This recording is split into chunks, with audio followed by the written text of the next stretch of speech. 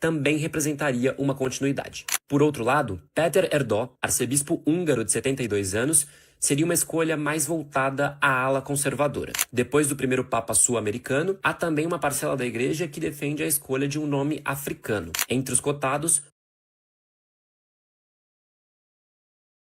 a sequência de 2 papas sul-americanos, no entanto, é tratada pela igreja como bastante improvável. Nas próximas semanas, o mundo católico volta os olhos ao Vaticano e aguarda o indicativo de Habemus Papam para entender quais serão os rumos da igreja pós-Francisco.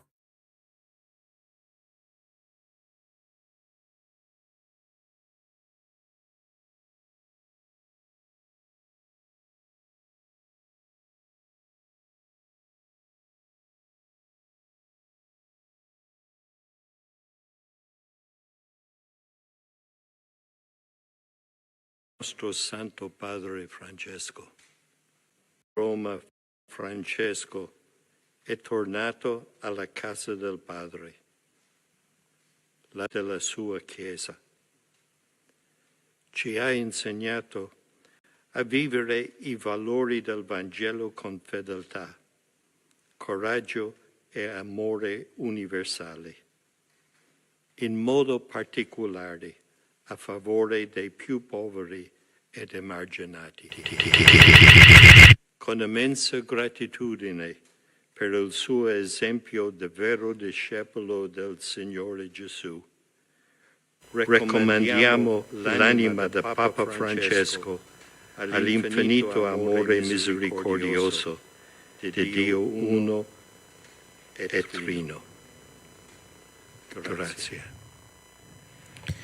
Então nós pedimos desculpas aos internautas, tivemos um problema técnico aqui, mas penso que foi resolvido agora, o som voltou, pronto, então a gente pede desculpas aos nossos amigos internautas por esse problema técnico.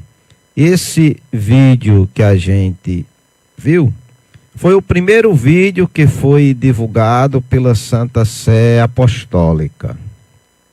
A figura do Carmelengo. O Carmelengo é o cuidador do Papa. O Papa é quem escolhe o Carmelengo. Então, ele convoca a imprensa e dá a notícia que o Papa faleceu. O funeral de um Papa, ele segue vários ritos. Segue toda uma história, tem toda uma tradição da igreja. Se bem que o Papa Francisco, ele mudou muitas coisas, mudou muitas regras para o seu funeral. Mas antes tinha mais coisas. Por exemplo, o Papa era enterrado dentro de 3 caixões. E o Papa Francisco pediu para que fosse sepultado apenas dentro de 2 caixões. Então, aquela urna, aquele caixão mais simples, que está lá na Basílica de São Pedro, sendo velado, aquele caixão ali, no dia do sepultamento dele, que será no sábado, será colocado dentro de uma caixão de zinco e será lacrado e colocado no túmulo. Então não será mais 3 caixões como era antes. Também o Papa pediu para que não fosse sepultado no túmulo da Basílica de São Pedro. Ele pediu para que fosse sepultado na Basílica de Santa Maria Maior. E muitas outras coisas que Francisco mudou. Aonde o caixão também foi colocado, na Basílica de São Pedro, ele não foi colocado sobre uns pedestais suntuosos que tinha. Foi feita uma rampa, quase no chão a rampa, e o caixão foi colocado lá. O Papa Francisco é condizente com sua simplicidade durante a vida e também durante a morte. Antes, não sei se ainda segue esse ritmo, Mas a igreja sempre gosta de manter a sua tradição. O carmelengo se certifica que realmente o Papa morreu para poder fazer a divulgação. É um martelinho, um martelo, que ele bate na fronte do Papa 3 vezes e chama pelo seu nome de batismo. Mário Jorge Bergoglio, no caso. Se o Papa não responde, então ele se certifica que o Papa realmente morreu, com os médicos que estão assistindo, lacra as portas do apartamento papal, como a TV mostrou, como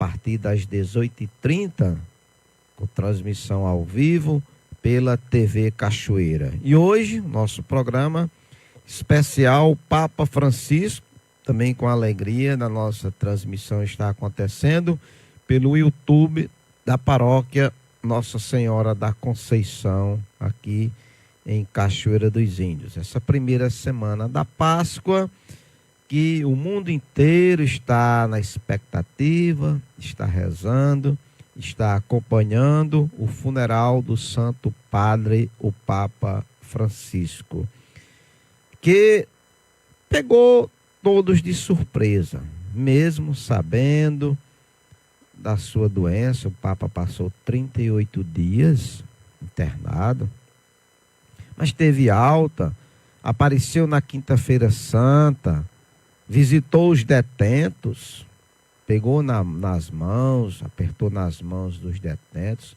fez uma aparição no domingo de Páscoa em praça pública, mas na manhã, nas primeiras horas da manhã, na madrugada do domingo para a segunda-feira, ele fez a sua Páscoa. Voltou para a casa do Pai, como anunciou o Carmelengo. E o Papa Francisco, como eu disse, ele ganhou a atenção de todos, de católicos e não católicos. Dom Odilo, que é o cardeal arcebispo da maior arquidiocese brasileira, São Paulo, ele, em suas palavras, ele disse que não teria momento melhor, não teria momento mais oportuno de que Francisco fazer sua Páscoa na Páscoa, porque nós celebramos a Semana Santa, que é o ápice da fé cristã, paixão, morte e ressurreição de Jesus Cristo. E a Páscoa é uma festa tão grande que a igreja celebra 8 dias seguidos, como se fosse um único dia, porque entende que não é possível celebrar em um único dia devido à grandiosidade da festa. Então, é Páscoa.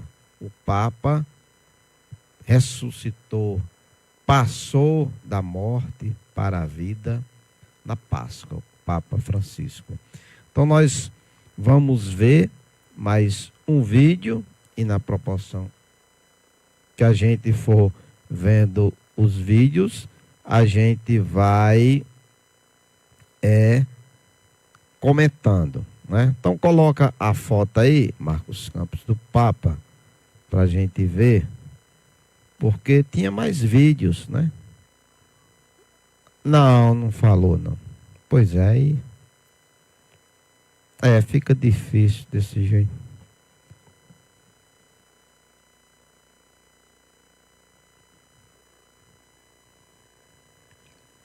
Não, aí é a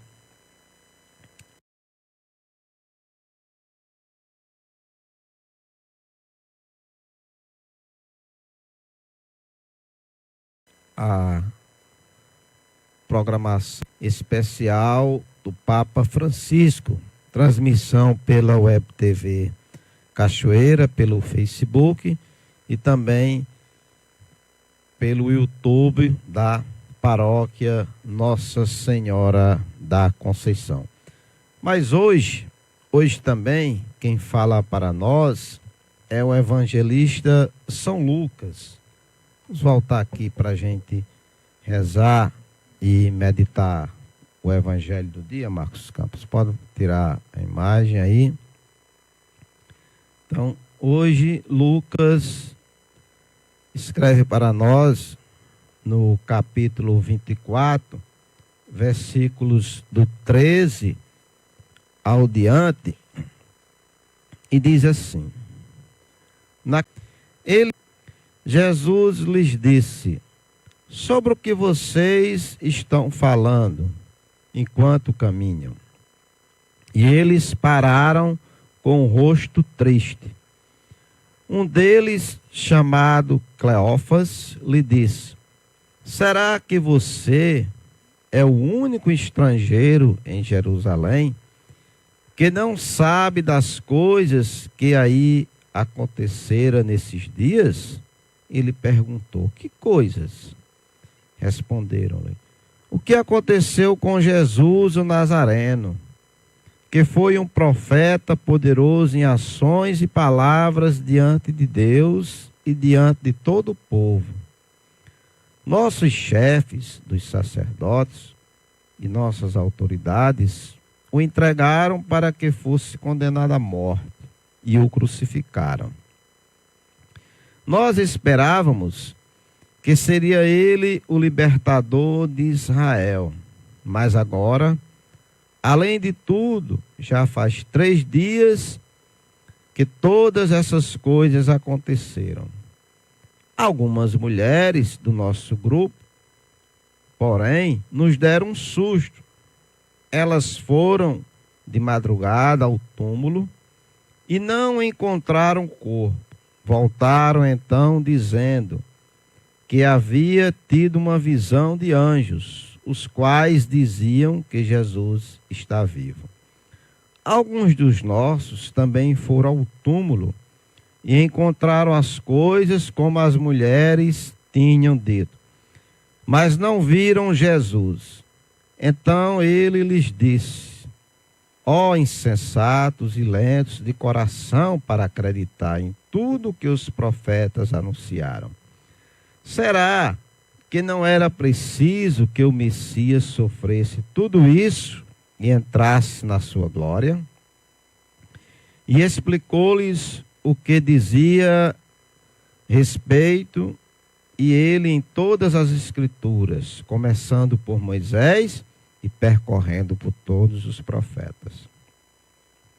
Quando estavam perto do vilarejo para onde iam, ele deu a entender que seguiria adiante, mas eles insistiam: fique conosco, pois já é tarde e o dia está terminando. Então ele entrou para ficar com eles. E estando com eles à mesa, tomou o pão, abençoou, partiu e deu a eles. Então os olhos deles se abriram e o reconheceram, mas ele ficou invisível diante deles. E disseram um ao outro: não é que o nosso coração ardia enquanto ele nos falava pelo caminho e nos explicava as Escrituras? Na mesma hora se levantaram e voltaram a Jerusalém. E aí encontraram reunidos os 11 e seus companheiros, que dizia: realmente o Senhor ressuscitou. Altas, houve aqui um problema na programação do nosso programa e infelizmente não vai sair como eu havia pensado. Mas o intuito é esse, de entrar em comunhão com a igreja, com o mundo, que está de olho no que acontece no Vaticano, no que acontece em Roma, que é o funeral do Santo Padre, o Papa Francisco. E aguardando também, durante os próximos dias, a escolha de um novo Papa. Mas, como eu dizia, as palavras de Dom Odilo, cardeal arcebispo da maior arquidiocese do país, em São Paulo, Dom Odilo disse que não teria momento mais oportuno para que o Papa Francisco fizesse a sua Páscoa, ou seja, na Páscoa. Essa leitura de hoje, liturgia do dia, escolhida pela Igreja Católica para este dia, é a liturgia que narra Jesus caminhando e conversando com os 2 discípulos de Emaús. E o texto diz que foi nas primeiras horas do domingo da ressurreição. Primeiro dia da semana é o domingo. E o Papa Francisco, ele, no domingo de Páscoa, ele fez uma aparição em praça pública, deu a sua última bênção aos fiéis. E na madrugada do domingo para a segunda-feira, ele voltou para a casa do Pai. A liturgia da Sexta-feira Santa, que é utilizada pela Igreja, é o evangelho daquele dia, é o mesmo evangelho que é utilizado na última missa de corpo presente, celebrada pelo Papa Francisco, que será no sábado. É o único dia em que se utiliza a liturgia da Sexta-feira da Paixão, se utiliza algumas partes durante a missa de corpo presente do Papa Francisco. Jesus caminhou 11 quilômetros, nos diz São Lucas, com os 2 discípulos de Emaús. Caminhou muito. Imagine você caminhar 11 quilômetros a pé. Caminhou, não é montado a cavalo, não. É no pé, na aviação canela, como a gente diz. Então, deu para explicar muita coisa. O texto diz que ele, ao começar por Moisés e a passar pelos profetas, explicava tudo o que tinha na Bíblia a respeito do Messias, a respeito dele mesmo. E somente no partir do pão é que os discípulos o reconheceram.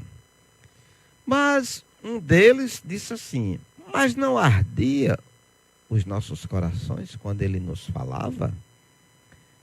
Então, quando ele nos falava, ou seja, primeiro a palavra. Todo sacramento da igreja tem uma fórmula e uma matéria. A fórmula são as palavras. Por exemplo, qual é a fórmula do batismo? Mário Jorge Bergoglio, que é o nome de batismo do Papa Francisco. Eu te batizo em nome do Pai, do Filho e do Espírito Santo. E qual é a matéria do batismo? É a água. Então, todo sacramento tem a palavra e tem a matéria. E a palavra sempre vem primeiro. Então, primeiro Jesus explicou aos seus discípulos. Primeiro ele leu, ele proclamou a palavra de Deus. Depois é que ele partiu o pão. E eles o reconheceram. Então, a nossa liturgia é muito bonita, é muito rica. Como dizia um jovem, Sexta-feira da Paixão, no distrito de Fátima, quando eu lá estive para celebrar com eles naquele dia, um dos jovens disse assim: a liturgia da Semana Santa é muito bonita, é muito linda. E de fato é. Tudo é muito bem organizado, tudo é muito bem feito, é lindíssima a nossa liturgia. Tudo o que está acontecendo durante esses dias no funeral do Papa Francisco, tudo tem uma explicação, tudo tem uma história, não é nada inventado. é bom que a gente acompanha, para a gente ir aprendendo, e no que a gente vai aprendendo, a gente vai gostando cada vez mais das coisas da igreja, porque como diz aquela sábia expressão, a gente só ama aquilo que conhece. Louvado seja nosso Senhor Jesus Cristo, para sempre seja louvado. Vamos à segunda parte dos nossos.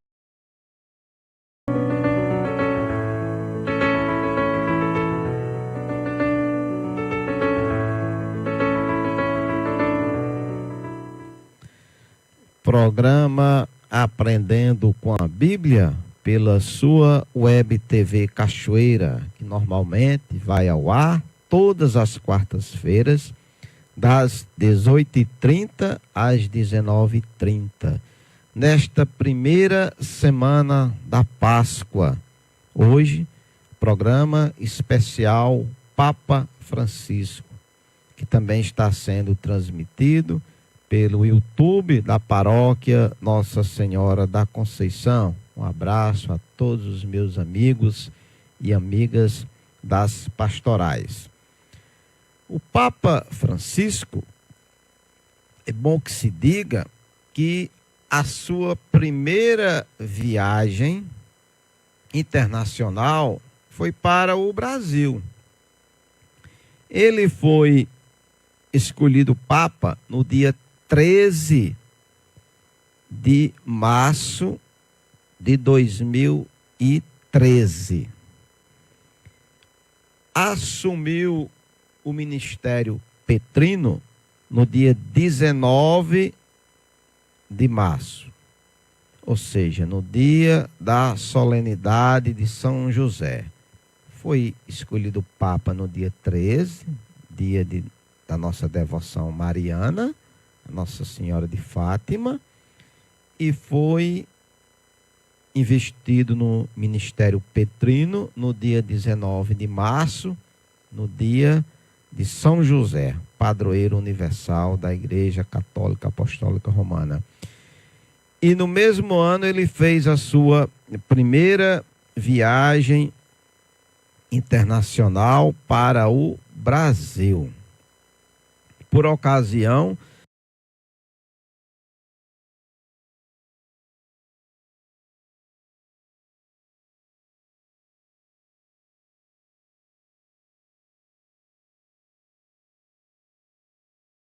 da 28ª Jornada Mundial da Juventude.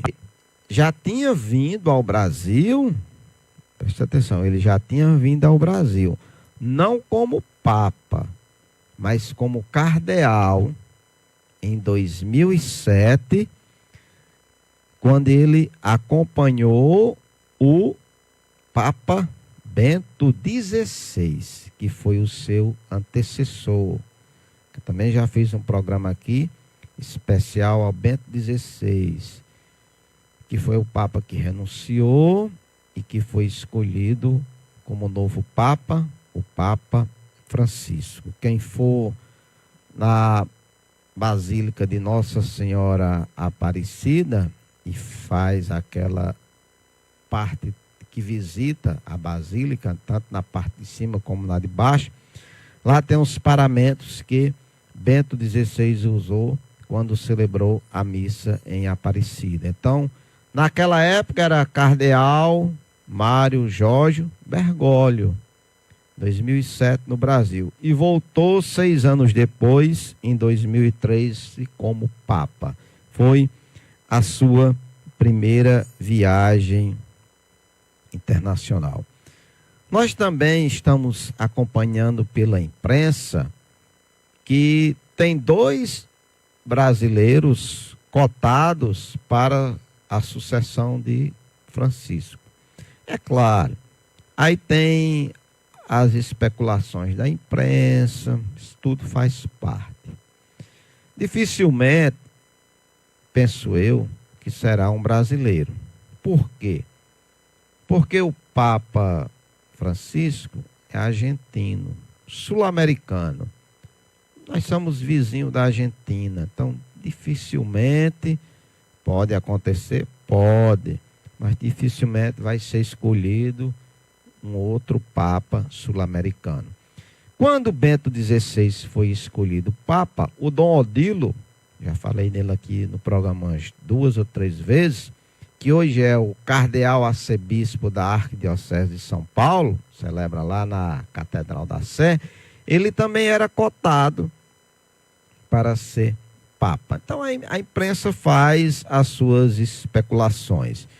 O Papa Francisco, ele teve esse cuidado de abranger mais a igreja, de espalhar mais os cardeais. Porque antes, lá atrás, se a gente voltar à fita, somente 6 dioceses da Itália, de Roma, somente 6 dioceses, 6 ou 7 dioceses, salvo engano. Então, era feita entre eles a escolha do Papa. Por isso que, por muitos e muitos anos, os papas somente eram da Itália. Mas com a modernização, com a facilidade da locomoção, as coisas foram se abrindo. Nós já tivemos, por exemplo, o Papa Francisco da Argentina, o cardeal Ratzinger, que era o Papa Bento XVI da Alemanha, Karol Wojtyła, que era João Paulo II, da Polônia. Então tivemos outros nomes. E teremos certamente mais. Porque, por exemplo, na Oceania não tinha cardeais. E o Papa Francisco nomeou 4 cardeais para a Oceania. Então espalhou muito a igreja. Ele nomeou 108 cardeais. São mais de 200 cardeais. Então ele nomeou 108 cardeais. Mas como eu disse no início do programa, que o Colégio dos Cardeais, o Colégio Cardilício, né? O Colégio dos Cardeais, ele é formado por quase 300 cardeais. Mas o Código de Direito Canônico diz que cardeal só pode participar da votação aquele que não tem 80 anos completo. Então, se tiver 79 anos e alguns meses, ele tanto vota como pode ser votado. Foi o que aconteceu com João 23. João 23, ele foi escolhido com quase 80 anos de idade.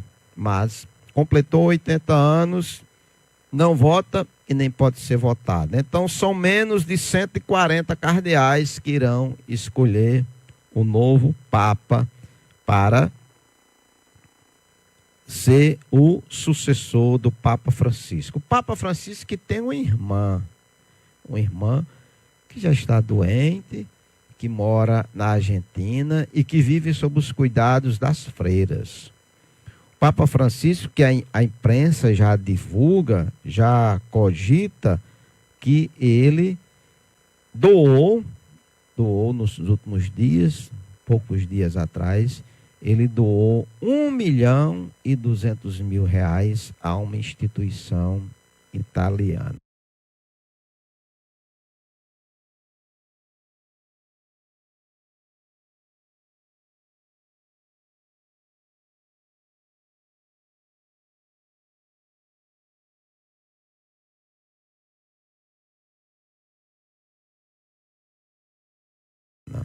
Então, um verdadeiro, como eu disse, Argentina. Foi eleito Papa em 13 de março de 2013, escolhendo o inédito nome de Francisco. Nenhum Papa ainda tinha escolhido o nome de Francisco. Ele foi o primeiro a escolher, em homenagem a São Francisco de Assis. Se o nome de Francisco, então ele será chamado de Francisco II, porque houve um Francisco I, que é o Papa Francisco. O Papa quer e vai ser, né, sepultado fora da Basílica de São Pedro. Ele vai ser sepultado, como ele deixou em testamento, na Basílica de Santa Maria Maior. e ele quer que seja colocado a túmulo Franciscus. Então, mais uma mudança no rito dos funerais do Papa. Então, ele iniciou o ministério petrino em 19 de março de 2013, demonstrando grande humildade. Francisco ganhou a admiração até mesmo de não católicos, pela sua fala constante, pela sua dureza, pela sua firmeza contra a guerra, contra a violência. Ele sempre se posicionou contra a guerra na Ucrânia, contra aquela destruição na faixa de Gaza. Onde tinha guerra, ele era contra, sempre promovendo a paz e se oferecendo, porque é bom que se diga que o Papa, além de chefe da Igreja Católica, ele é chefe de Estado. O Vaticano é um país. Embora seja o menor país do mundo, mas é um país. Então o Papa, além de chefe da Igreja, ele é chefe de Estado. Mais de 200 chefes de Estado já confirmaram a presença na despedida do Papa Francisco, que será no próximo sábado. Então, Francisco ganhou a admiração até mesmo de não católicos. A sua atenção aos pobres. Como eu disse, a imprensa divulgava hoje que ele doou nos últimos dias 1.200.000 a uma instituição italiana. Possivelmente ele, praticamente, ninguém sabe, depois é que a gente vai saber, não tenha deixado herança, ele preferiu doar. Ele também combateu o clericarismo e o carreirismo.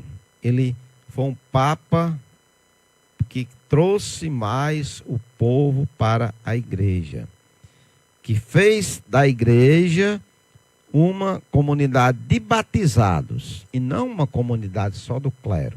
É isso que quer dizer o clericarismo. A igreja é a comunidade dos batizados. Pelo batismo, nós somos filhos adotivos de Deus por Jesus Cristo. Todos nós somos filhos de Deus, mas pelo batismo nós nos tornamos também cristãos, filhos no Filho, em Jesus Cristo. Então, ele fez que a igreja fosse mais uma comunidade de batizados e não somente da hierarquia da igreja. Ele também sempre demonstrou um diálogo com outras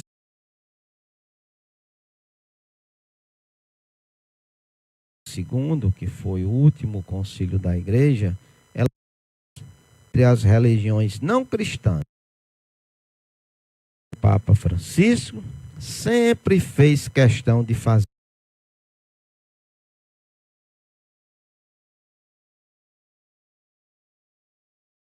isso, como nos tem mostrado.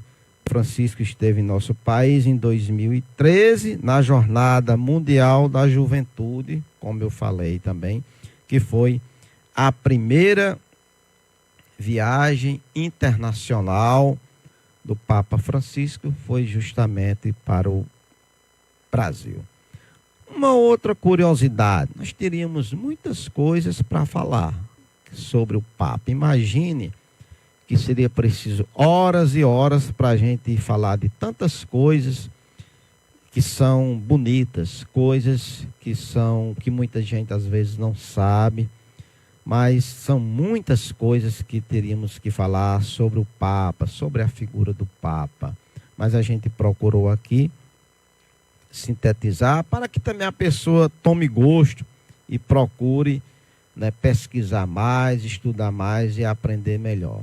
Mas o Papa Francisco, o argentino, ele depois que foi escolhido Papa, ele não fez nenhuma viagem para a Argentina. Ele era argentino, mas depois que foi escolhido Papa, ele não fez nenhuma viagem para a Argentina. Muitas coisas têm mudado ao longo dos anos, como eu disse. O Papa Francisco mudou muitas coisas, mas antes deles, muitos papas também fizeram mudança. Até Paulo VI, por exemplo, o Papa usava uma coroa. Tem até um texto em latim, um texto muito bonito, que chama o Papa de rei. Então, até Paulo VI, o Papa usava coroa. Paulo VI renunciou a essa coroa. De Paulo VI para cá, os papas não usam mais coroa, porque Papa não deve ter o título de rei. João Paulo II também fez muita mudança na igreja. Ele reduziu o tempo em que a Santa Sé Apostólica ficava vacante. Por exemplo, a Santa Sé Apostólica está vacante com a morte de Francisco. Durante esses dias, nenhum bispo pode ser nomeado, porque só quem nomeia o bispo é o Papa.